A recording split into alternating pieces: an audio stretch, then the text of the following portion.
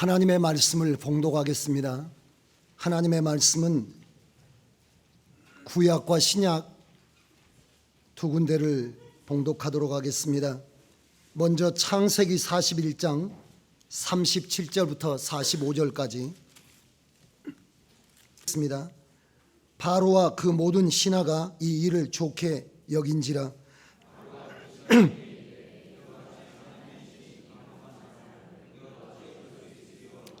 요셉에게 이르되 하나님이 이 모든 것을 내게 보이셨으니 너는 너와 같이 명철하고 지혜 있는 자가 없도다.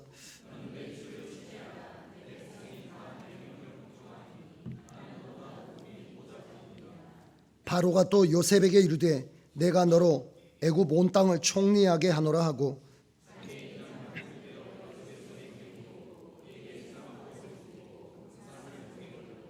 자기에게 있는 버금수레에 그를 태우매 무리가 그 앞에서 소리 지르기를 엎드리라 하더라. 바로가 그로 애굽 전국을 총리하게 하였더라.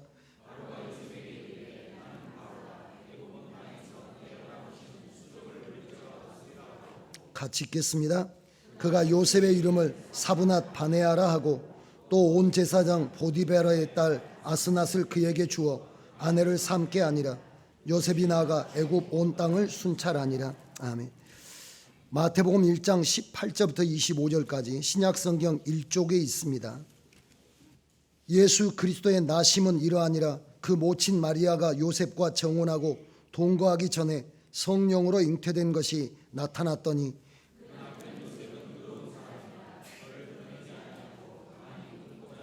이 일을 생각할 때 주의 사자가 현몽하여 가로되 다윗의 자손 요셉아 내 아내 마리아 데려오기를 무서워 말라.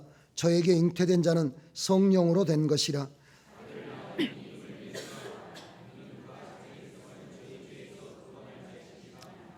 이 모든 일에 된 것은 주께서 선지자로 하신 말씀을 이루려 하심이니 가라사대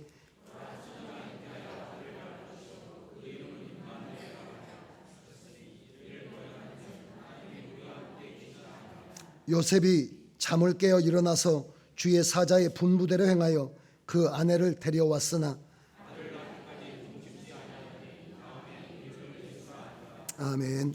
저는 여러분과 봉독한 하나님의 말씀을 중심으로 두 이름이 있습니까? 라는 제목으로 하나님의 말씀을 증거하려고 합니다. 두 이름이 있습니까? 두 이름이 있습니까? 라는 제목으로 하나님의 말씀을 증거하려고 합니다. 요즘에는 아이가 태어나기 전에 어머니 뱃속에 있을 때 대부분 아이의 이름을 지어줍니다. 태명이라고 말하죠. 우리 하영이는 이제 우리 교회 제일 이제 태어난 아이, 아직도 며칠 안 됐죠. 하영이는 태중에 있을 때는 행복이었고요. 지금 아이를 가진 우리 자매들, 애들도 아마 태명이 있을 텐데 태명이 있습니다. 태명도 그렇지만은 아이가 태어나기 이제 전에 곧 태어나게 되면 부모가 굉장히 고심하죠.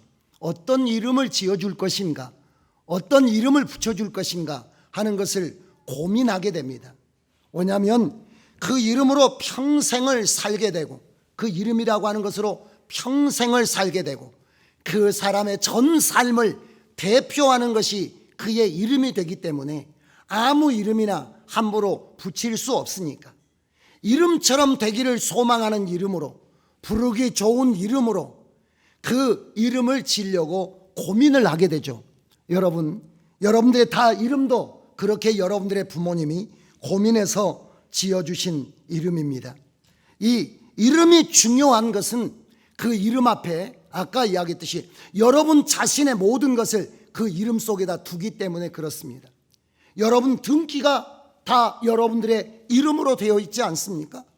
여러분의 노트에 여러분의 이름으로, 여러분들이 시 한 편을 써도 여러분의 이름으로, 다 여러분의 이름으로 표현되기 때문에 이름이라는 것이 굉장히 중요합니다.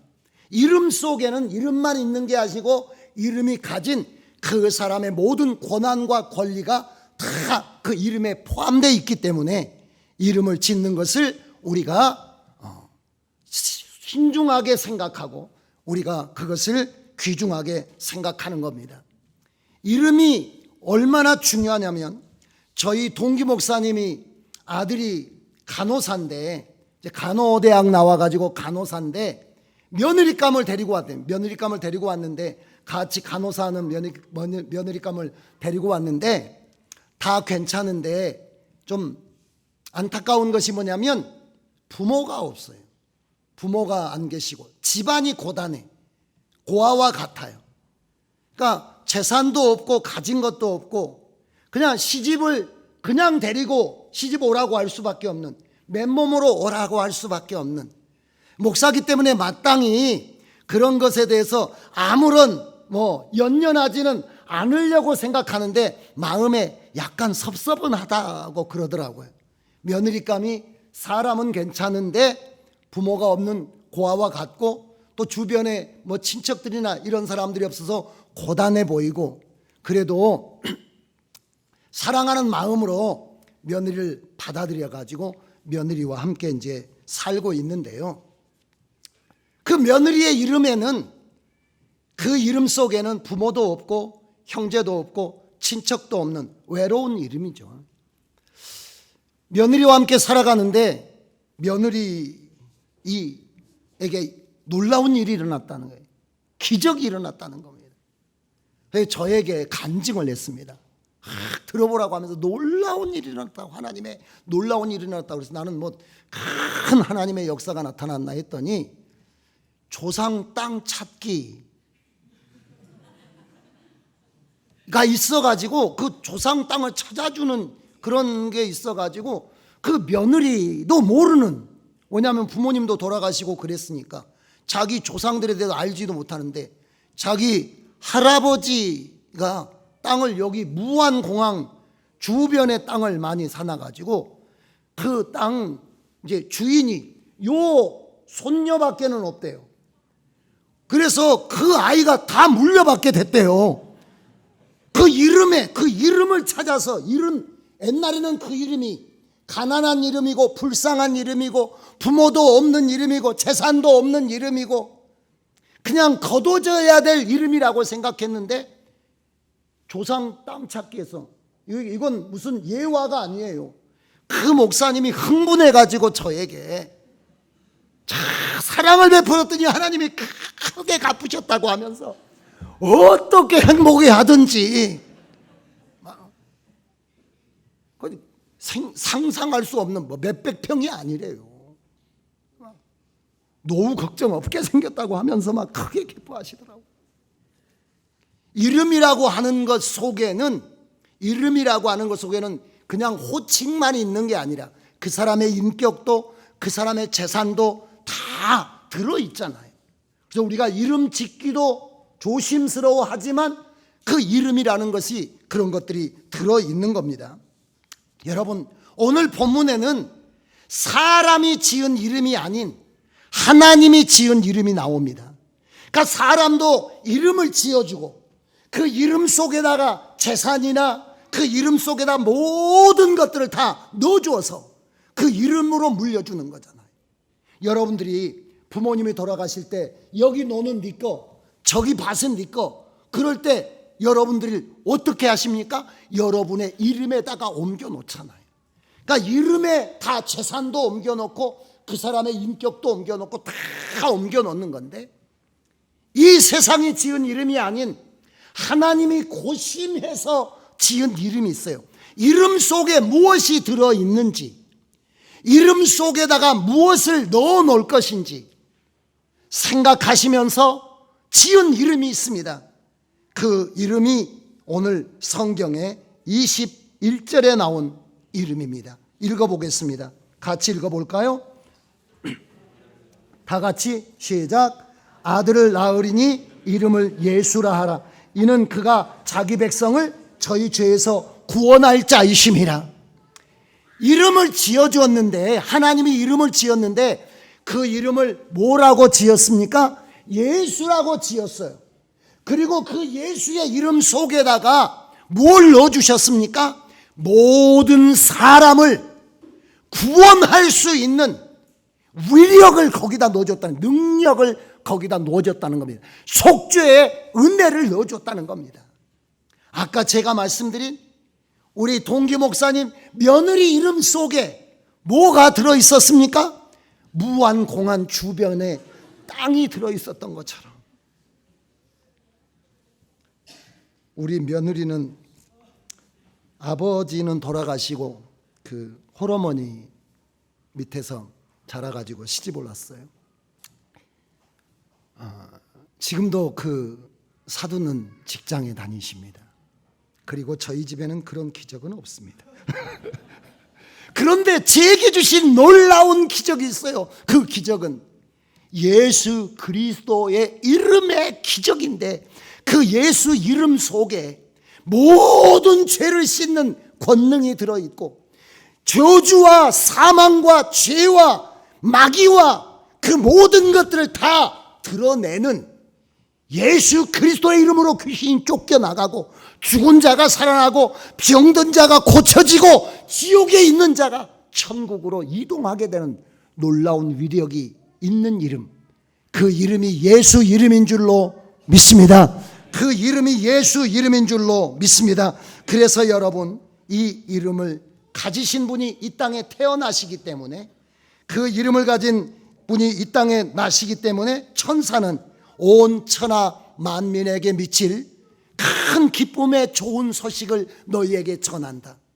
너희에게, 이 세상에 살고 있는 너희에게, 세상에 너희가 다시 들을 수 없는 가장 기쁨의 좋은 소식을 전한다라고 했는데, 그것은 너희를 위하여 나신 겁니다. 너희를 위하여.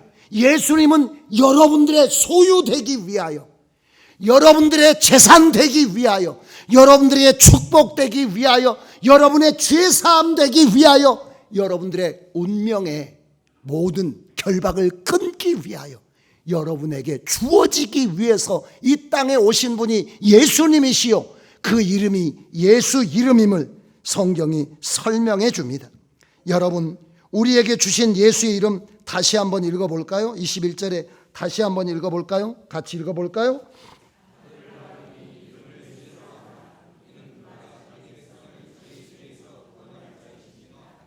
이것이 천사가 전해준, 사람들이 들을 수 있는 가장 큰 기쁨의 좋은 소식이라고 말씀해 주는데, 여러분 마음에 와 닿습니까?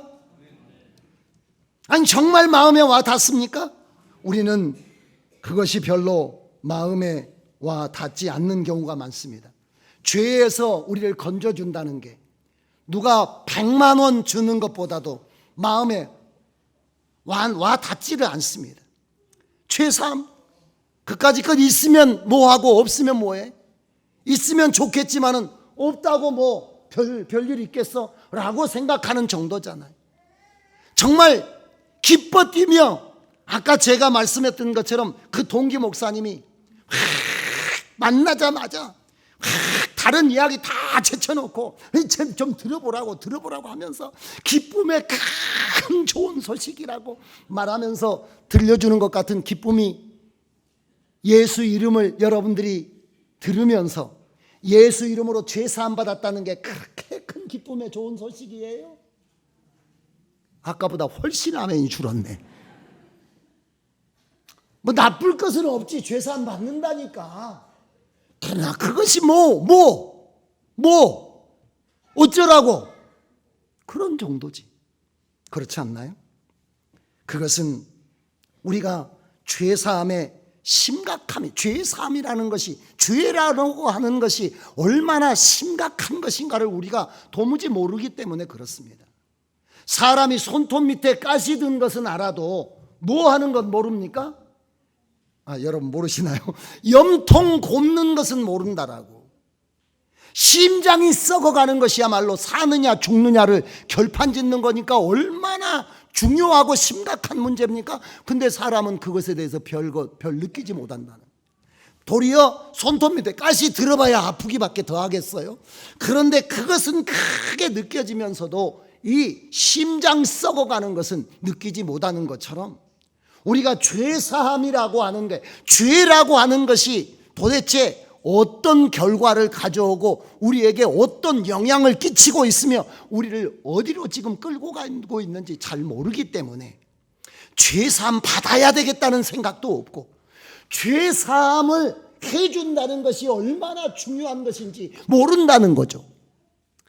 세상 사람들, 모든 사람들이 죄사함 없이 살고 있어요. 죄사함을 바라지도 않습니다. 죄가 무엇인지 모르기 때문에. 여러분, 죄는 그렇게 소홀히 해도 될 것인가요? 사함 받으면 좋지만은 죄 있으면 어때? 라고 말할 수 있는 정도인가요? 그렇지 않습니다. 죄는 너무너무 심각합니다. 여러분, 죄가 가져온 것을 보십시오. 여러분들의 지금 눈물, 여러분들이 지금 눈물 흘리잖아요. 여러분들이 고통스럽게 토해내는 한숨, 여러분들이 지금 예측하지 못할 일로 인한 불행, 여러분, 그리고 평생을 마귀에게 종노릇해서 돌아보면서 끊임없는 후회와 좌절로 여러분들의 인생을 살게 하는 마귀의 지배, 그리고 여러분 그 증세로, 이 마귀 지배의 증세로 우리가 가정이 깨지고 직장이 깨지고 사회가 무너지고 다 전쟁과 살인과 방화와 살상과 이런 것들이 폐허가 돼가는 이 모든 것들이 무엇으로 나온 거냐면 죄로 인하여 우리에게 지금 여러분 나타나는 증세입니다. 그리고 그것에서 끝나게 될까요? 그렇지 않습니다. 여러분과 저를 불과 유황이 타는 지옥으로 끌고 가고야 말 것입니다. 그게 죄라고 하는 것입니다. 죄는 인간이 경험한 가장 무서운 적인 겁니다. 그것은 암보다도, 그것은 그 이 세상에 존재하는 어떤 불행보다도 여러분 두렵고 무서운 거예요. 정복할 수도 넘어설 수도 없는 것이 여러분 죄입니다.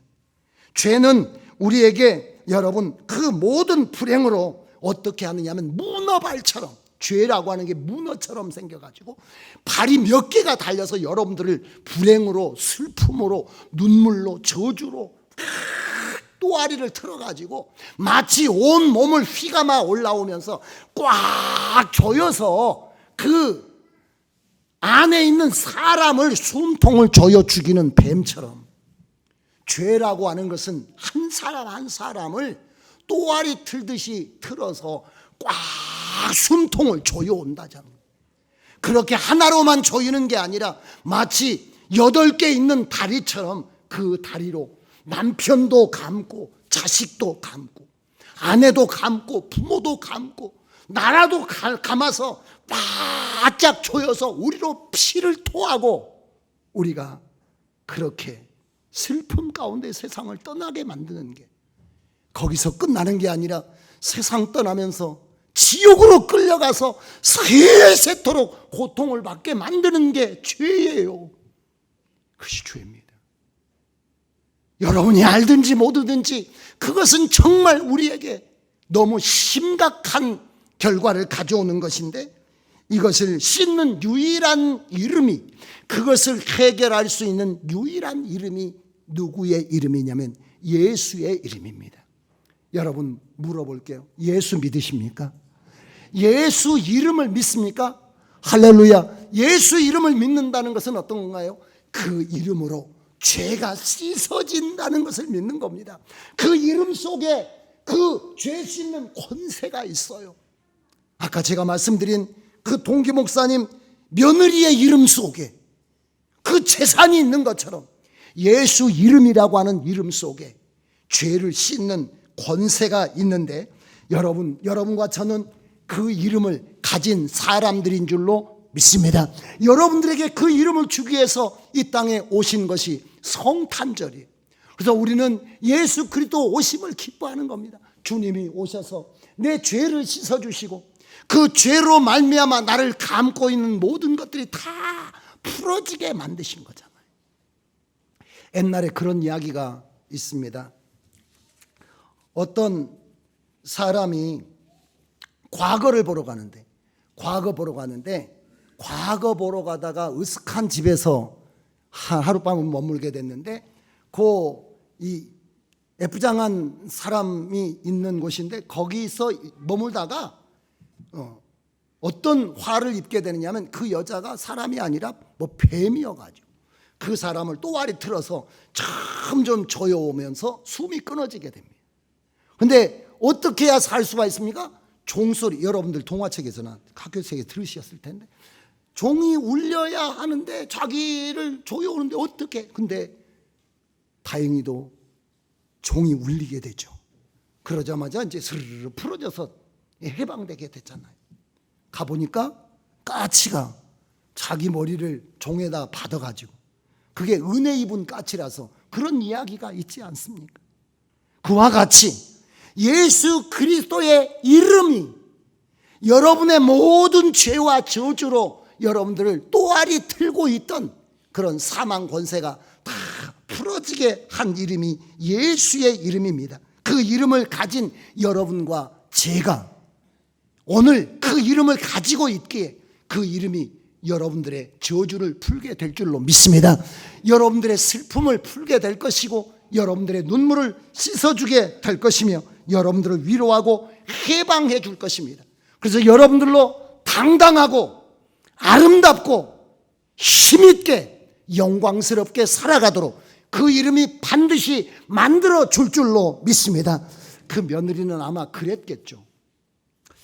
참 어머님이 아버님이 목사님이고 사모님이고 그러니까 얼마나 좋겠어요. 그러면서도 마음 한편에는 늘 죄송한 마음이 있었겠죠. 내게는 아무것도 없으니까. 그러나 여러분 이제는 그렇지 않겠죠. 뭐 그걸로 자랑할 것은 아니지만은 당당한 여러분 안에 예수의 이름이 있습니다. 그 이름은 죄사함의 이름이며 여러분들의 눈물을 씻고 여러분들의 슬픔을 위로하며 여러분들을 격려하는 이름이기 때문에 여러분 복되게 살게 되실 줄로 믿습니다. 당당하게 살게 하실 것입니다. 원수 마귀를 이기고 살게 하실 것입니다. 모든 흑암을 정복하며 살도록 하나님께서 여러분들을 도와주실 줄로 믿습니다. 사단은 여러분들을 석방할 수밖에 없어요. 왜냐하면 예수의 이름 앞에 죄는 사라지기 때문에, 마귀는 죄로 인하여 우리를 결박했던 것이니까 그 결박의 끈을 풀어 놓을 수밖에 없습니다. 여러분, 정권이 여러분 안에 바뀐 겁니다. 정권이 바뀌면 놀라운 일이 일어나지 않습니까?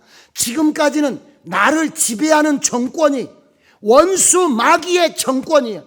죽이고 도적질하고 우리의 불행에 빨대를 꽂아서 먹고 사는 게 원수 마귀인데 그 마귀가 정권을 가지고 나를 통치했다는 거예요. 그런데 예수 그리스도께서 이 땅에 오셔서 죄를 씻어주심으로 내 안에 다스리는 자가 바뀐 줄로 믿습니다. 그 다스리는 자가 예수님이신데 예수님은 우리를 살리고 생명을 얻게 하고 다 풍성히 얻게 하시는 분이시기 때문에 여러분들의 위로에 위로를 더할 것이요, 여러분들에게 기쁨에 기쁨을 더할 것이요, 여러분들에게 희망에 희망을 더하게 하실 줄로 믿습니다. 그러므로 성도 여러분, 어깨를 펴십시오. 너무 움츠러들지 마시고 스스로 불행을 기다리지 마십시오. 여러분은 예수님의 사람이 아닙니까? 여러분 안에는 예수 이름의 권세가 있지 않습니까? 예수 이름으로 인하여 여러분은 이제 하늘과 땅 아래에 있는 모든 것을 가진 사람이 되지 않았습니까? 여러분은 하나님의 자녀요, 영광 나라의 백성이요, 하늘 기업의 상속자요, 천사의 경호를 받는 왕 같은 제사장입니다. 성도 여러분, 움츠려들지 마십시오. 불행이 여러분의 운명이라고 점치지 마십시오. 어깨를 활짝 펴십시오. 당당하게 예수의 이름으로 하나님께서 주신 죄사함의 복을 누리시고, 예수 그리스도의 이름으로 생명의 복을 누리시고, 예수 그리스도의 이름으로 생명의 풍성한 복을 누리게 되시기를 주의 이름으로 축원합니다. 그 이름이 여러분과 저의 안에 있습니다. 그래서 우리에게는 하나의 이름이 여러분과 제 안에 있습니다. 그 이름 예수, 예수의 이름이 있습니다. 그런데 오늘 본문의 제목이 두 이름이 있습니까? 인데요, 예수 이름이면 됐지 뭐 다른 이름이 또 필요합니까? 예수 이름이면 됐어요. 그런 거 아니에요. 예수 이름은 하늘과 땅의 권세를 가진 이름이고 그 이름으로 모든 것들을 해결하는 이름이니까 그 이름 하나만 가지고 있으면 됐지 우리에게 또 다른 이름이 필요한가요? 필요합니다. 왜냐하면 우리는 예수님을 세상에 전하는 사람이기 때문에 또 다른 이름이 필요합니다. 여러분, 구약의 사람들은 어떤 사람들이냐면 오실 예수님은 어떤 사람이다 라고 하는 것을 알려주는 사람이 구약의 사람들이에요. 한번 따라서 해보실래요? 구약 사람들의 사명은, 다시 한 번만, 구약 사람들의 사명은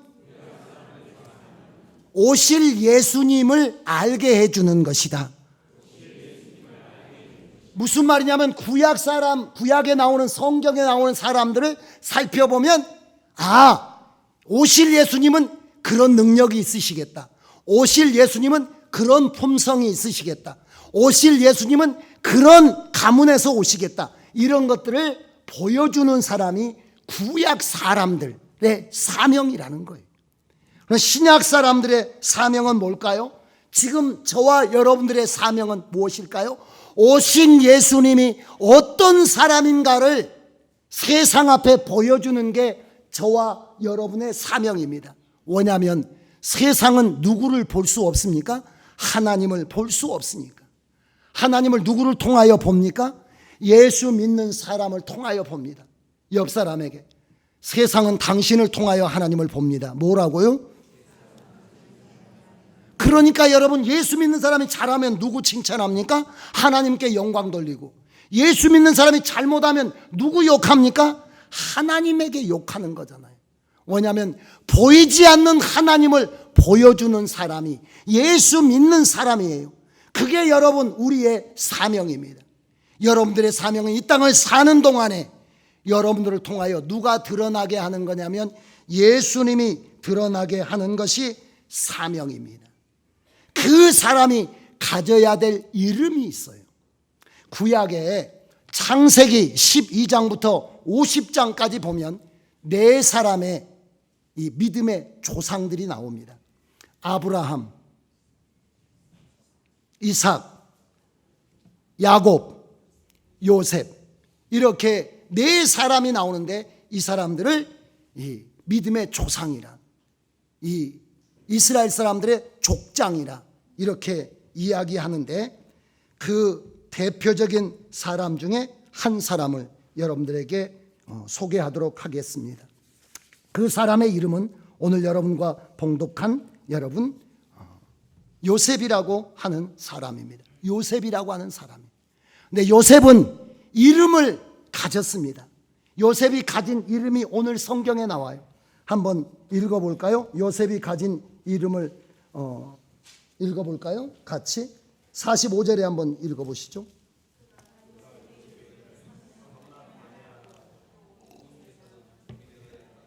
거기 보면 바로가 이름을 지어주잖아요. 뭐라고 지어주나요? 사브낫 바네아라고 지어줍니다. 여러분, 우리가 어떤 이름을 가지고 있을 때 예수 그리스도를 가장 잘 보여주는 사람이 될 수 있는지 요셉은 우리에게 알려줍니다. 요셉은 한이 많은 사람. 10대 때 형제들에게, 여러분이 아시는 것처럼 형제들에게 버림을 받았잖아요. 형들이 동생을 외국에 종으로 팔았잖아요. 그러니까 10대 때 형제들에게 버림받아서 부모 형제 잃고 외국에 가서 너무 집에 노예로 살던 가슴에 한이 깊은 사람이죠. 뿐만 아니라 성실하게 일해서 뭔가 좀 희망의 싹이 보이는 것 같았는데 그 주인의 여자의 이런 유혹을 거절하다가 그 주인에게 체포돼 가지고 감옥에 갇히게 됐잖아요. 정직하게 살았는데 어떻게 생각하면 자신을 발탁한 주인에게 부끄럽지 않기 위해서, 하나님에게 부끄럽지 않기 위해서 그 여자의 요구를 거절했는데 주인이 도리어 자기를 감옥에다가 투옥을 시켰잖아요. 감옥에다가 던졌잖아요. 한에 한이 쌓이는 거죠. 뿐만 아니라 여러분, 감옥에 갇혀 있는데 거기 들어오는 사람들에게 여러 가지 꿈도 해몽해주고 그 사람들을 섬겨주면서 했지만은 그 사람들이 나가서 한 사람도 요셉을 기억하는 사람 없는, 부모에게도 버림받고 형제에게도 버림받고 자기가 그 집에 종살이하던 주인에게도 버림받고 그 애굽을 살아가던 모든 사람들에게도 버림을 받았던 한이 삼중으로 쌓여있는 그런 사람이에요. 근데 여러분, 한이라는 것은 한 번 가슴에 찾아오면 물감과 같아서 잘 빠지지 않습니다. 그래서 한 많은 사람은 반드시 한을 그 안에 품고 한을 뿜어내게 돼 있어요. 죄송한 이야기지만은, 그래서 여자가 한을 품으면 5, 6월에도 서리가 내린다 이런 말이 있는데, 무슨 말이냐면 한이라는 게 한 번 사람 속에 들어가면 그 한이 반드시 밖으로 표현되게 된다. 그 한은 어떻게 나올까요? 저주로, 원수로, 원망으로, 복수로 이렇게 나오는 것이 한이라는 겁니다. 밟아줘야 돼요. 그래서 늘 이야기하지만 우리나라는 일본에게 지배받았잖아요. 그래도 여러분과 제 안에까지 아직 한의 물감이 물들어 있어요. 그래서 일본 사람이에요,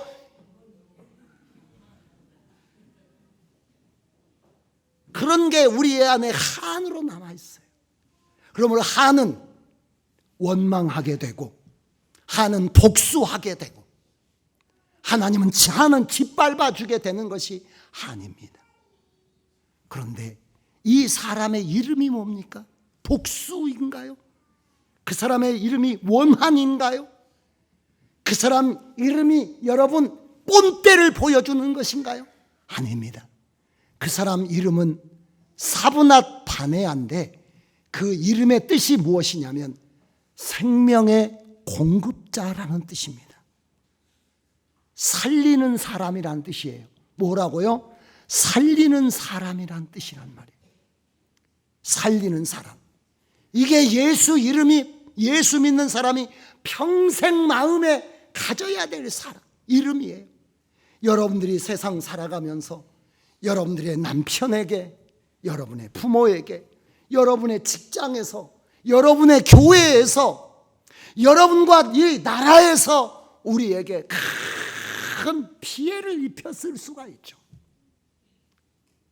내가 그 남자로 인하여 내 마음에 한이 맺히고, 내가 그 직장으로 인하여 내 마음에 한이 맺히고, 내가 그 목회자로 인하여 내 마음에 한이 맺히고, 내가 이 민족과 나라를 인하여 한이 내 마음에 맺혀 있을 수가 있죠. 그러나 그것이 우리의 이름이어서는 안 된 겁니다. 한을 가지고 있기 때문에 원망이 우리의 이름이어서는 안 되고, 복수가 우리의 이름이어서는 안 되고, 저주가 우리의 이름이어서는 안 되는 겁니다. 남편만 저주하다 자기도 저주 속으로 사라지거나, 직장을, 다른 이웃을 원망하다가 우리의 인생도 그렇게 사라지는 것이 우리의 인생이기를 주님께서는 원하지 않습니다. 우리가 가져야 될 이름은 무엇입니까? 우리가 가져야 될 이름은, 성도 여러분, 한많은 삶을 사셨을지라도, 남에게 말할 수 없는 고통을 겪었을지라도, 그것이 여러분의 한이 되고 칼이 되게 하는 것이 아니라 사브낫 바네아, 도리어 살리는 사람, 고쳐주는 사람, 도리어 세워주는 사람, 도리어 입혀주는 사람, 먹여주는 사람. 그래서 그렇게 해주잖아요. 자기 형들이랑 자기 판 사람들 굶어 죽게 됐을 때 다 근심하지 마시고 애들이랑 다 데리고 내려오십시오. 제가 형님과 형님 자식들을 다 기르겠습니다. 자기에게 은혜를 베풀지 않는 애굽 사람들, 다 그 사람들에게 양식을 나눠주고 한 사람도 굶어 죽지 않도록 다. 그래서 여러분, 자기가 진 이름이 아니에요. 누가 진 이름입니까? 애굽 사람들이, 원수 같은 애굽 사람들이 저 사람은 생명의 공급자야, 살리는 사람이야, 저 사람은 다 저 사람 덕에 우리가 살았어. 여러분, 우리가 그 이름 가져야 되지 않을까요? 한국 교회가 안 믿는 사람들에게 그런 이름으로 불리워져야 되지 않을까요? 교회 때문에 산다, 예수 믿는 사람 때문에 산다, 그렇게 불리워져야 되지 않을까요? 우리 안에는 어쩌면 두 이름이 다 없을 수도 있습니다. 예수의 이름도 없고 사브낫 바네아의 이름도 없을 수가 있어요. 아니면 예수의 이름만 있고 사브낫 바네아의 이름이 없을 수도 있습니다. 진정한 그리스도인은 두 개의 이름이 그 안에 있어야 합니다. 그것은 예수의 이름이요, 사브낫 바네아의 이름인 줄로 믿습니다. 기도하겠습니다.